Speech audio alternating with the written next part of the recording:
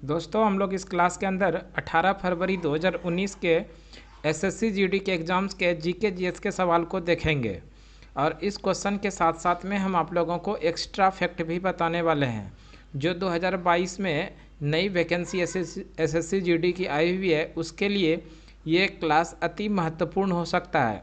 साथ में आप किसी भी प्रकार की कॉम्पिटिटिव एग्ज़ाम्स की तैयारी कर रहे हैं तो आपके लिए ये भी क्लास महत्वपूर्ण हो सकता है। इसलिए इस क्लास के अंदर आप लोग शुरू से अंत तक ज़रूर जुड़े रहिएगा दोस्तों। और इस क्लास को शुरू करने के पहले आप हमारे यूट्यूब चैनल SEP बाय अभिषेक सुमन यूट्यूब चैनल पे पहली बार आए हैं तो हमारे चैनल को निश्चित रूप से आप सब्सक्राइब कर लीजिए और आप अपने दोस्तों तक शेयर कर दीजिए। इस चैनल के माध्यम से हम आप लोगों को स्टैटिक जीके करंट अफेयर्स के साथ साथ में गवर्नमेंट के द्वारा जो नई वैकेंसी आती है उसके बारे में भी बताने का प्रयास करते हैं, उसका पूरा डिटेल एक्सप्लेन करके आपको समझाते हैं कैसे प्रोसेस क्या रहेगा। तो दोस्तों इस क्लास को अभी हम लोग शुरू कर रहे हैं, आप लोग अंत तक जरूर जुड़े रहिएगा। क्वेश्चन नंबर 26 से लेकर क्वेश्चन नंबर 50 तक कवर करेंगे इस क्लास के अंदर। क्वेश्चन नंबर 26 को देखते हैं। क्वेश्चन नंबर 26 में है, भारत के राष्ट्रपति को पद से हटाने के लिए संसद द्वारा कौन सा प्रस्ताव पारित किया जाता है। भारत के राष्ट्रपति को पद से हटाने के लिए महाभियोग का प्रस्ताव पारित किया जाता है जो ऑप्शन नंबर डी में है। ध्यान रखिएगा, राष्ट्रपति को पद से हटाने के लिए यहाँ पर जो अनुच्छेद का प्रयोग किया जाता है तो अनुच्छेद नंबर 61 का प्रयोग किया जाता है। और राष्ट्रपति को हटाने के लिए, उनके पद से हटाने के लिए 14 दिन पूर्व राष्ट्रपति को इसकी सूचना दी जाती है। और राष्ट्रपति भारत का एक राष्ट्रपति होगा। अनुच्छेद 52 के द्वारा कहा गया है भारत का एक राष्ट्रपति होगा। और राष्ट्रपति को हटाने के लिए अनुच्छेद 61 यानी महाभियोग का प्रयोग किया जाता है। ध्यान रखिएगा दोस्तों, राष्ट्रपति को अपने देश के अंदर सज़ा, किसी भी अपराधियों को फांसी की सज़ा माफ़ करने का अधिकार दिया गया अनुच्छेद नंबर 72। अनुच्छेद नंबर 72 के द्वारा किसी भी व्यक्ति को मृत्यु दंड से क्षमा उसको कम किया जा सकता है अनुच्छेद 72 के द्वारा। नेक्स्ट क्वेश्चन देख लेते हैं। क्वेश्चन नंबर 27 में है, स्कर्वी रोग किस विटामिन की कमी के कारण होता है। स्कर्वी रोग विटामिन सी की कमी के कारण होता है। Vitamin C option number D सही हो जाएगा। दोस्तों बात कर ले, विटामिन सी का रासायनिक नाम एस्कॉर्बिक एसिड होता है, जबकि विटामिन डी का रासायनिक नाम कैल्सीफेरॉल होता है। विटामिन डी की कमी से होने वाला रोग रिकेट्स है। विटामिन डी की कमी से कौन सा रोग होता है? रिकेट्स। विटामिन ए का रासायनिक नाम रेटिनॉल है और विटामिन ए की कमी से होने वाला रोग रतौंधी है। नेक्स्ट क्वेश्चन देख लेते हैं। Question number 28। क्वेश्चन नंबर 28 में है, निम्न में से कौन सा शब्द क्रेडिट से संबंधित नहीं है। तो ध्यान रखिएगा, ब्याज दर जो है ये क्रेडिट शब्द से संबंधित नहीं है। ब्याज दर जो ऑप्शन नंबर डी में, इस तरह से ऑप्शन नंबर डी सही हो जाएगा। नेक्स्ट क्वेश्चन देखते हैं। 29 नंबर क्वेश्चन है, पीएच स्केल का उदासीन मान कितना होता है। पीएच स्केल का उदासीन मान, उदासीन यहाँ पूछा जा रहा है यानी न्यूट्रल, तो ये 7 के बराबर होता है। पीएच स्केल में उदासीन मान जो है 7 के बराबर होता है। अगर 7 से कम हो तो विलयन अम्लीय होगा, जबकि 7 से अधिक होगा तो क्षारीय होगा। लेकिन यहाँ पर पूछा गया था उदासीन, तो इसका मान 7 के बराबर होगा। पीएच स्केल का खोज सोरेनसन के द्वारा किया गया, ध्यान रखिएगा। नेक्स्ट क्वेश्चन देख लेते हैं। क्वेश्चन नंबर 30, किस भारतीय राज्य में हॉर्नबिल त्यौहार मनाया जाता है। हॉर्नबिल त्यौहार दोस्तों नागालैंड के अंदर मनाया जाता है जो ऑप्शन नंबर डी में है। हॉर्नबिल त्यौहार नागालैंड के अंदर मनाया जाता है, जबकि संगई त्यौहार ध्यान रखिएगा मणिपुर के अंदर मनाया जाता है। मणिपुर के अंदर संगई त्यौहार मनाया जाता है। नेक्स्ट क्वेश्चन देख लेते हैं। Question number 31। क्वेश्चन नंबर 31 में, उच्चतम गुणवत्ता वाला कठोर कोयला निम्न में से कौन सा है। उच्चतम गुणवत्ता वाला कठोर कोयला ये एंथ्रासाइट है। एंथ्रासाइट जो ऑप्शन नंबर बी के अंदर है। कोयला जीवाश्म ईंधन होता है, ध्यान रखिएगा। और कोयला जो है अवसादी चट्टानों में पाया जाता है और कार्बन की उपस्थिति के कारण कोयला को 4 भागों में बांटा गया है। जो एंथ्रासाइट है इसमें 90 से 95% कार्बन पाया जाता है, इसलिए एंथ्रासाइट सर्वश्रेष्ठ प्रकार का कोयला है। जबकि बिटुमिनस, इसमें अगर कार्बन की बात करें तो 75% के समथिंग पाया जाता है। 75 से 85% के बीच में कार्बन पाया जाता है। ये सामान्य श्रेणी का कोयला है बिटुमिनस। अगर हम लोग बात कर रहे हैं लिग्नाइट में 70 से 80% कार्बन का मात्रा होता है। इसे भूरा कोयला के नाम से भी जानते हैं। जबकि पीट कोयला सबसे निम्न प्रकार का कोयला जिसमें 50% से कम कार्बन की मात्रा होती है। सबसे निम्न प्रकार का कोयला कौन सा है? पीट कोयला। सबसे उच्च प्रकार का, सबसे श्रेष्ठ प्रकार का एंथ्रासाइट है जो 90 से 95% इसमें कार्बन का परसेंट होता है। नेक्स्ट क्वेश्चन देखते हैं। क्वेश्चन नंबर 32 में है, निम्न में से ऐतिहासिक घटनाओं को सही काल क्रमानुसार लगाएं। तो नील की खेती के लिए चंपारण सत्याग्रह, ये तो बिल्कुल सही है। चंपारण सत्याग्रह 1917 ईस्वी में महात्मा गांधी के द्वारा शुरू किया गया था नील की खेती करने के विरोध में। और भारत में महात्मा गांधी के द्वारा किया गया यह पहला सत्याग्रह था। भारत में महात्मा गांधी के द्वारा किया गया पहला सत्याग्रह चंपारण सत्याग्रह जो 1917 ईस्वी में हुआ था। असहयोग आंदोलन, खिलाफत आंदोलन की शुरुआत, असहयोग आंदोलन की शुरुआत ध्यान रखिएगा दोस्तों 1919 में हुआ था, 1920 में हुआ था। असहयोग आंदोलन की शुरुआत 1920 में हुआ था और 1922 तक चला था। नेक्स्ट क्वेश्चन देख लेते हैं। रॉलेट एक्ट, रॉलेट एक्ट की बात कर ले तो रॉलेट एक्ट ये भारत में 1919 में आया था। इसी का दूसरा नाम है काला कानून। नेक्स्ट है साइमन कमीशन का भारत आगमन। साइमन कमीशन भारत जो आया था 1928 में आया था। साइमन कमीशन भारत कब आया था? 1928 में। तो सही कालक्रम जो है ऑप्शन नंबर सी 1 3 2 4, 1 3 2 4। सबसे पहले जो हुआ था नील की खेती ये 1917 में हुआ था सबसे पहली बार। उसके बाद जो हुआ था रॉलेट एक्ट 1919 में हुआ था, इसलिए 3 आएगा। उसके बाद जो असहयोग आंदोलन हुआ था 1920 में, इसलिए ये 2 आएगा। और साइमन कमीशन भारत में सबसे अंतिम में आया था यानी 1928 में आया था, इसलिए यहाँ पर 4 होगा। 1 3 2 4 इसका सही ऑप्शन हो जाएगा option number C. Next question देख लेते हैं हम लोग। क्वेश्चन नंबर 33 में है, निम्न में से किस पर उत्पाद शुल्क लगाया जा सकता है? वस्तु एवं सेवाओं का निर्यात कर लगाया जाता है जो ऑप्शन नंबर सी में है। अगर हम लोग बात कर ले उत्पाद शुल्क को अब जीएसटी के नाम से जानते हैं। उत्पाद शुल्क को जीएसटी के नाम से जानते हैं, goods and service tax. GST एक प्रकार का अप्रत्यक्ष कर है। जीएसटी एक प्रकार का अप्रत्यक्ष कर है, और प्रत्यक्ष कर है। जीएसटी भारत में 1 जुलाई 2017 ईस्वी को लागू किया गया। जीएसटी भारत में जो लागू किया गया 101वां संविधान संशोधन करके भारत में जीएसटी लागू किया गया है। जीएसटी भारत में जो लागू किया गया है विजय केलकर समिति के सिफारिश पर। नेक्स्ट क्वेश्चन देख लेते हैं। क्वेश्चन नंबर 34 है, केलों का रंग भूरा हो जाता है क्योंकि? केलों का रंग भूरा हो जाता है क्योंकि केले में मौजूद एंजाइम हवा के साथ अभिक्रिया करता है, इसलिए केलों का रंग भूरा हो जाता है जो ऑप्शन नंबर डी के अंदर है। नेक्स्ट क्वेश्चन देखते हैं। Question number 35। क्वेश्चन नंबर 35 में है, सचिन तेंदुलकर ने कहाँ और किस देश के साथ खेलते हुए अपना 100वां शतक बनाया था? तो ध्यान रखिएगा दोस्तों, बांग्लादेश के साथ खेलते हुए शेरे बंगला स्टेडियम में इन्होंने अपना 100वां शतक बनाया था। ऑप्शन नंबर डी सही हो जाएगा। और ये किस वर्ष कारनामा किया था? तो ध्यान रखिएगा 2012 में। 2012 में 100वां शतक इन्होंने लगाया था बांग्लादेश के साथ खेलते हुए शेरे बंगला स्टेडियम में। अगर हम लोग बात कर ले सचिन तेंदुलकर, तो सचिन तेंदुलकर को मास्टर ब्लास्टर के नाम से भी जानते हैं और क्रिकेट का भगवान भी सचिन तेंदुलकर को ही कहते हैं। तो इस तरह से शेरे बंगाल स्टेडियम में बांग्लादेश के साथ खेलते हुए सचिन तेंदुलकर ने 2012 में अपना 100वां शतक लगाया था। नेक्स्ट क्वेश्चन नंबर 36 देख लेते हैं। क्वेश्चन नंबर 36 में है, शेर शाह सूरी द्वारा जारी किया गया चांदी का सिक्का क्या कहलाता है? शेर शाह सूरी द्वारा जारी किए गए चांदी के सिक्के को रुपया कहते हैं जो ऑप्शन नंबर डी में है। अगर हम लोग बात कर लें चांदी का सिक्का रुपया यानी ये कितने ग्रेन का होता है, तो ये भी ध्यान रखिएगा 178 ग्रेन का होता है। शेर शाह ने ही पाटलिपुत्रा का नाम बदलकर पटना रखा था। शेर शाह सूरी ने ही पाटलिपुत्रा का नाम बदलकर पटना रखा था।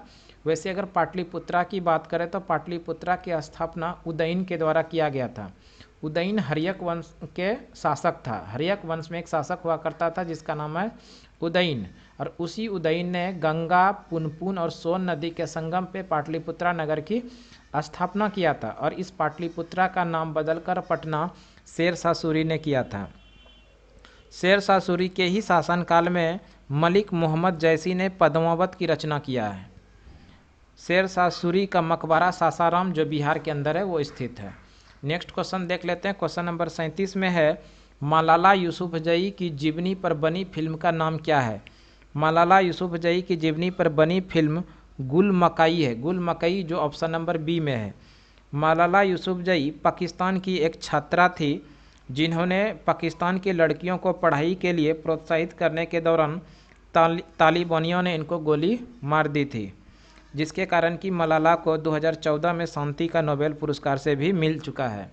और हम लोग बात कर लेते हैं मलाला यूसुफजई सबसे कम उम्र में नोबेल पुरस्कार जीतने वाली है।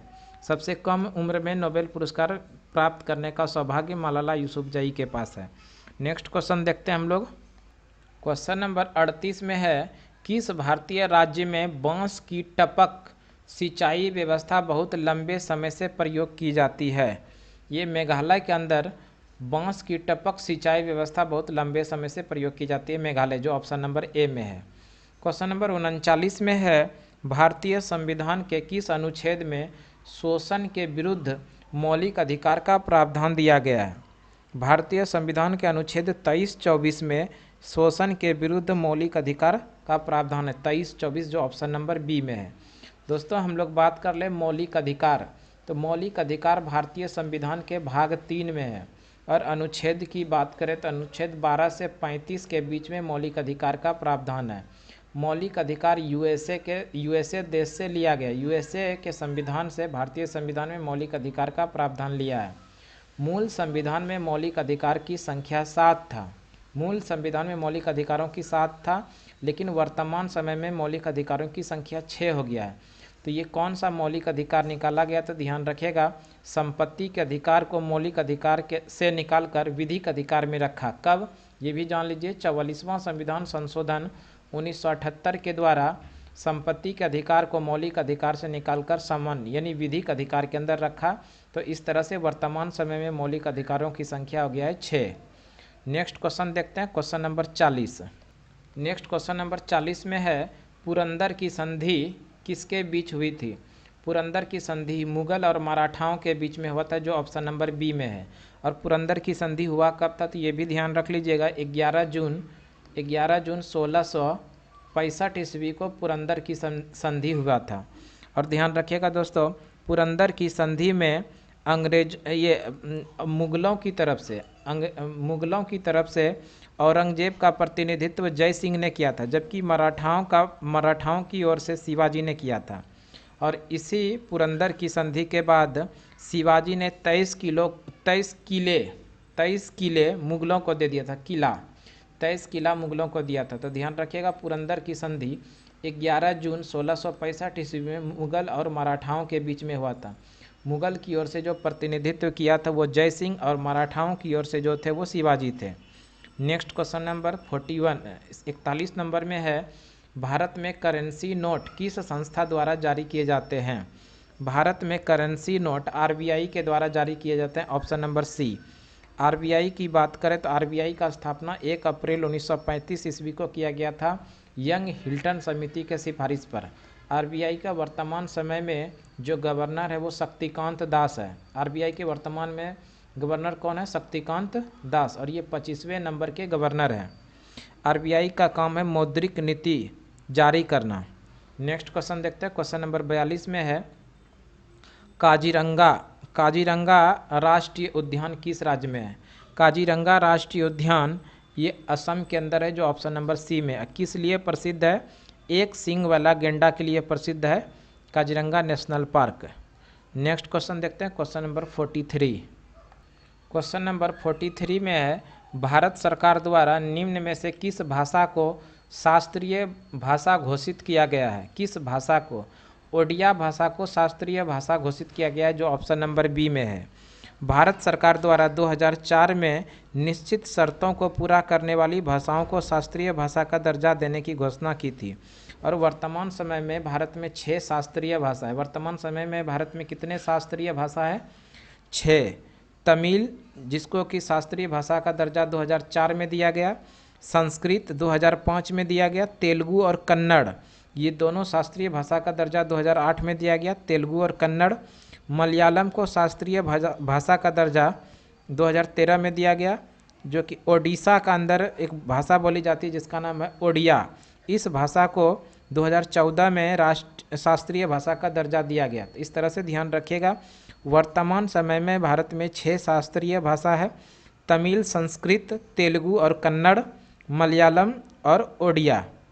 नेक्स्ट क्वेश्चन देख लेते हैं, क्वेश्चन नंबर 44 में है, निम्न में से कौन सी संस्था उष्णकटिबंधीय वनों के चिर अस्थायी प्रबंधन एवं संरक्षण को प्रोत्साहित करती है?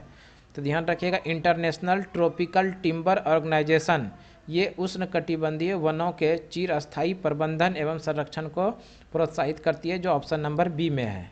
नेक्स्ट क्वेश्चन देखते हैं 45 नंबर। क्वेश्चन नंबर 45 में है, India's export trends and production for self sustained growth पुस्तक के लेखक कौन है?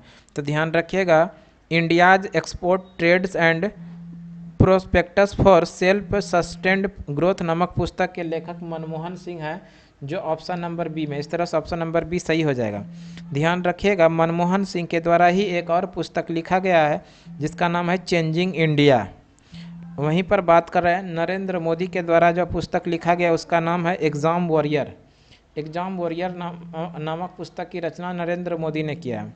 क्वेश्चन नंबर 46 में है, निम्न में से किस व्यक्ति को भारतीय फिल्म उद्योग का जनक के रूप में जाना जाता है?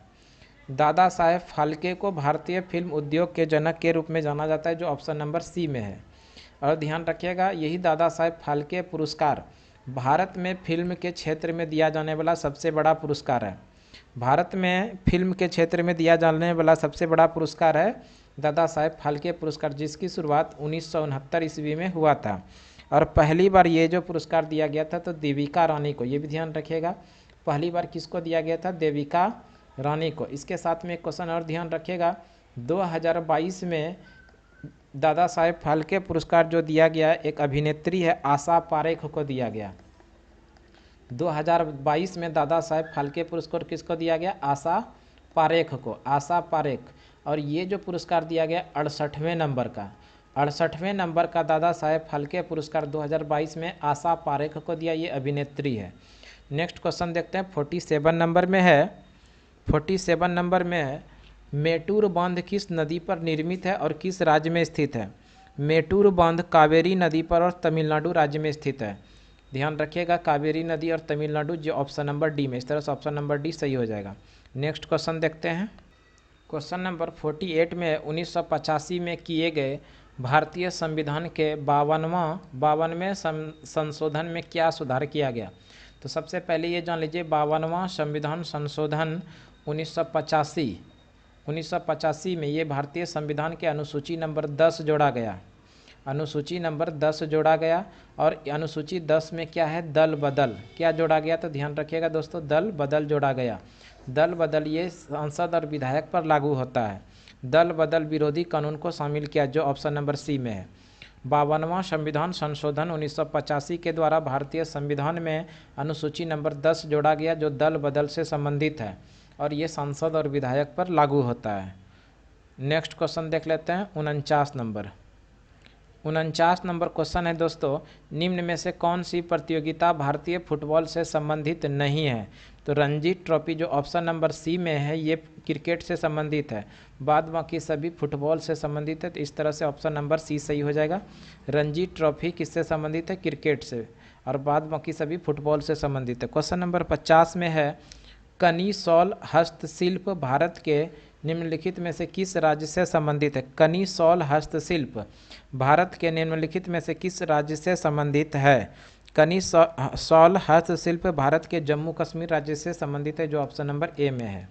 तो इस तरह से दोस्तों हम आप लोगों को आज 26 से लेकर 50 क्वेश्चन नंबर तक जीके जीएस को, जो एसएससी जीडी के 18 फरवरी 2019 के फर्स्ट शिफ्ट में क्वेश्चन पूछा गया था, उन क्वेश्चन को पूरे डिटेल एक्सप्लेन के साथ बताने का प्रयास किए।